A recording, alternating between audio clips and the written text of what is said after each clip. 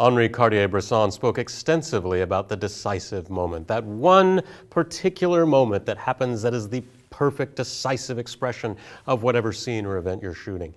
Because he was a genius, he was often able to fire his camera at that perfect decisive moment. For the rest of us, there's continuous mode. In continuous mode, as you hold down the shutter button, the camera will continue to snap frames one after another. Continuous mode is a great tool for shooting in fast-moving environments, sports, street shooting, nature shots. But it can also be ideal for portraiture, when a person's face is making lots of tiny, subtle changes, and you're not sure which is the ideal expression. However, you cannot use continuous mode indefinitely. That is, you can't just hold down the button and expect the camera to always keep shooting.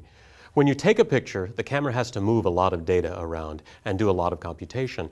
You can take pictures faster than your camera can get them written to the media card, so your camera has a memory buffer that can hold a certain number of pictures. As you shoot, your images can be quickly thrown into that buffer.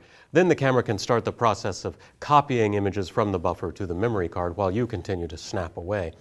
If the buffer fills, then your camera will cease to be able to take pictures, and you'll have to wait for it to empty out before you can start shooting again.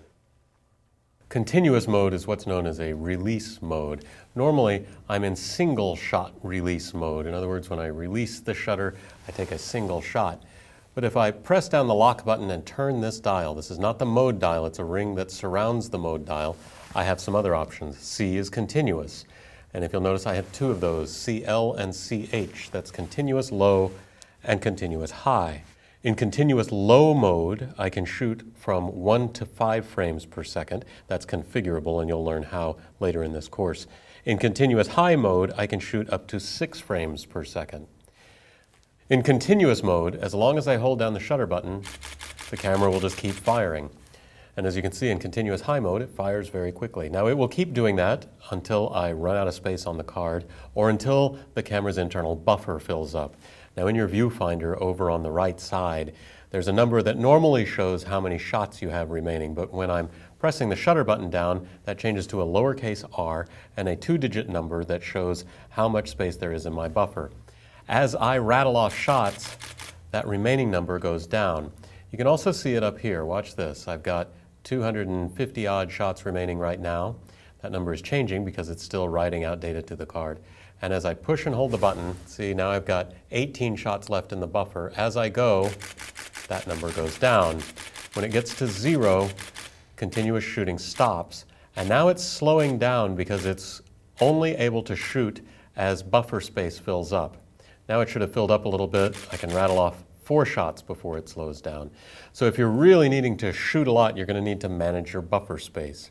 I can't really think of very many situations where you need to shoot more than 27 pictures in a row like I just did, though. So rather than worrying about trying to manage your buffer space too much, try to get more intelligent about when you press that shutter button. Try and anticipate action even when you're in continuous mode. Don't push it down until you're pretty close to the moment that you want to capture and then burst through that moment and let go. So why do I have 2 speeds? Why would I not want to always shoot at the highest speed possible? Well, sometimes the action in my scene may not be changing very quickly. This is particularly true shooting portraits. Continuous mode is a great tool for shooting portraits because sometimes there can be very subtle changes in facial expression and they can be hard to predict, which makes it difficult to get them when shooting in single shot mode. But if I change to a continuous mode, I stand a better chance of getting just a subtle change that I like. Facial expression may not be changing that quickly though, so sometimes switching down to the slower continuous low mode is a better way to go. This can also be true even for shooting some kind of action scene that's maybe just not changing too quickly.